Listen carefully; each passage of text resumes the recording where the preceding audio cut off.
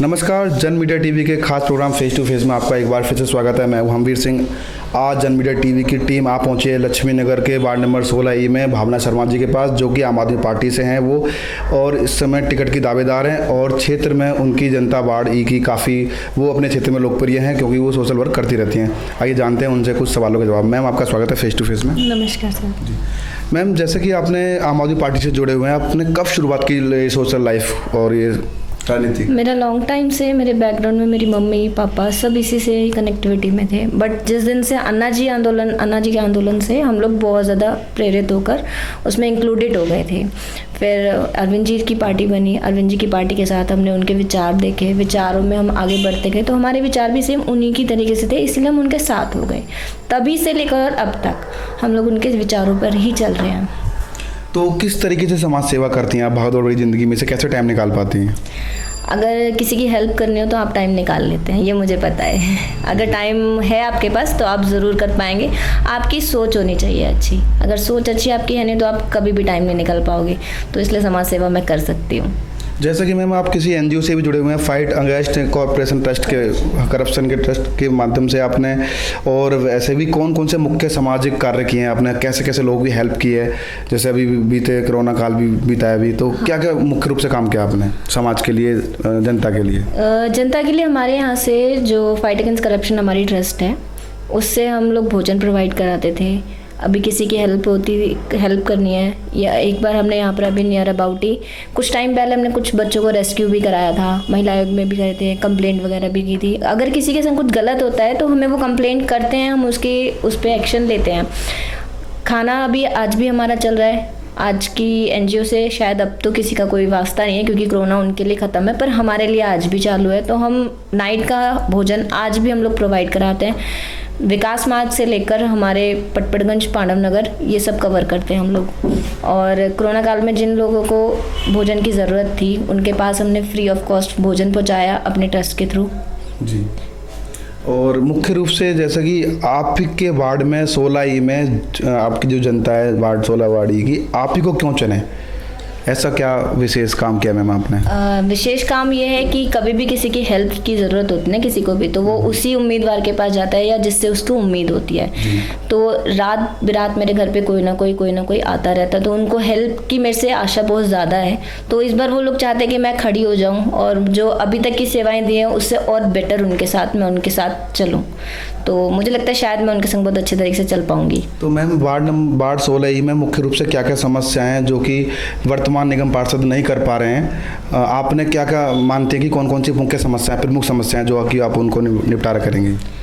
Most probably तो उनकी समस्या ये होती है कि कूड़ा बहुत फैला होता है। अक्सर नालियाँ नहीं चलती हैं, नालियाँ ब्लॉक हैं, मच्छर हैं, पानी ब्लॉकेज होने के कारण उनके घरों में भर रहा होता है पानी। कहीं किसी की अगर कोई वैसी प्रॉब्लम आती है कि सड़क से, तो निगम पार्षद कोई हमारी सुनता नहीं है।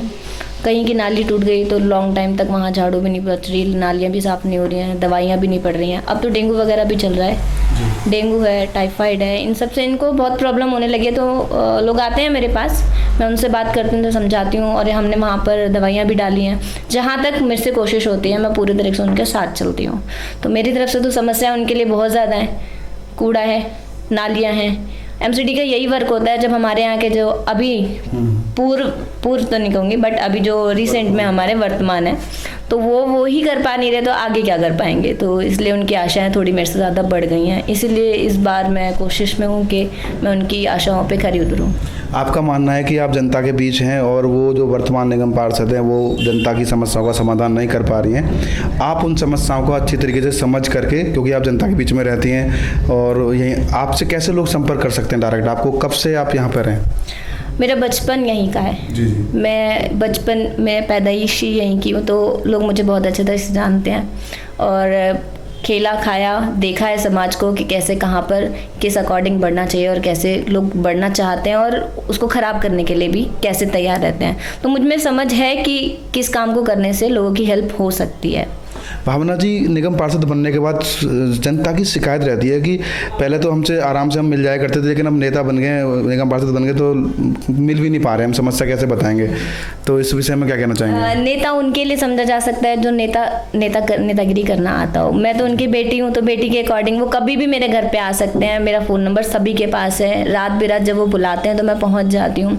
अभी कोविड के टाइम पे भी जब डॉक्टर्स नहीं पहुँच रहे थे, किसी को हेल्प की ज़रूरत पड़ी, तो मैं फिर भी वहाँ गई थी। मुझे पता था कि इनको कोविड है, बट मुझे पता था कि उनकी लाइफ ज़रूरी है, तो मैं अपनी लाइफ का रिस्क लेकर भी वहाँ तक पहुँची। तो उन्हें पता है, मुझसे आशाएं हैं कि कुछ भी होगा तो मैं जितनी मेरे से हो सकेगा कोशिश होगी, मैं पूरी करूँगी। डॉक्टर एक हेल्पफुल होते हैं और आपका जो पेशा है वो डॉक्टरी लाइन से संबंध रखता है, तो इस वजह से भी लोग आपके ज़्यादा करीब होंगे, टच में होंगे। बिल्कुल क्लोज है मेरे ऐसे ही। उन्हें ज़रा भी कोई परेशानी आती है तो रात बिरात मेरे घर पे ज़रूर आते हैं। और अगर किसी चीज़ की पूछना भी होता है, किसी चीज़ के बारे में हेल्प, अगर कि जनरली भी मेडिसिन, अगर कुछ भी ऐसी बात होती है तो मैं उनकी बिल्कुल हेल्प करती हूँ कि अगर आपको इस तरीके से नहीं होता है तो आप इस तरीके से चले जाइए। कोविड के टाइम पे लोगों ने बहुत टाइम मेरे घर आए, मेरे घर पे आकर बात करी। जहाँ निगम पार्षद को जाना चाहिए था सैनिटाइज कराने के लिए, वो उनका कुछ भी वहाँ पर नहीं था। तो जहाँ तक हो सका था कोशिश की, जहाँ तक लोगों ने मुझे कॉल किया मैं वहाँ तक पहुँची। जन मीडिया टीवी के माध्यम से जो लोग आपको देख रहे हैं, आपके वार्ड के लोग, उनको क्या मैसेज देना चाहेंगे, उनसे क्या अपील करना चाहेंगे आप? मेरी अपील ये है कि राजनीति छोड़कर इस समय आप ह्यूमैनिटी पे आइए। आप ह्यूमंस हैं, आप एक दूसरे की सहायता कीजिए, क्योंकि राजनीति अपनी तरफ है और सहायता अपनी तरफ है। तो राजनीति से अलग हटके मैं सहायता की तरफ ज़्यादा जाना चाहती हूँ कि आप लोग सहायता करें। राजनीति भी अपनी जगह है पर सहायता अपनी जगह है। जी, हमसे बात करने के लिए बहुत बहुत धन्यवाद। नमस्कार जी, थैंक यू। तो ये थी आज की हमारी खास मेहमान भावना शर्मा जी, वार्ड नंबर 16 ये से। ये यहीं पली बड़ी हैं और अब वो एक डॉक्टर भी हैं, डॉक्टर लाइन से संबंध रखती हैं और उम्मीद करती हैं कि जनता से उनको वो मौका मिलेगा इस बार, तो जनता की सारी समस्याओं का समाधान करने का पूरा प्रयास करेंगी। वो काफ़ी हेल्पफुल भी हैं, आप जानते ही होंगे सभी लोग क्षेत्र के। फिर आऊँगा नई आवाज़ के साथ, नई पहचान के साथ। देखना भूलें फेस टू फेस।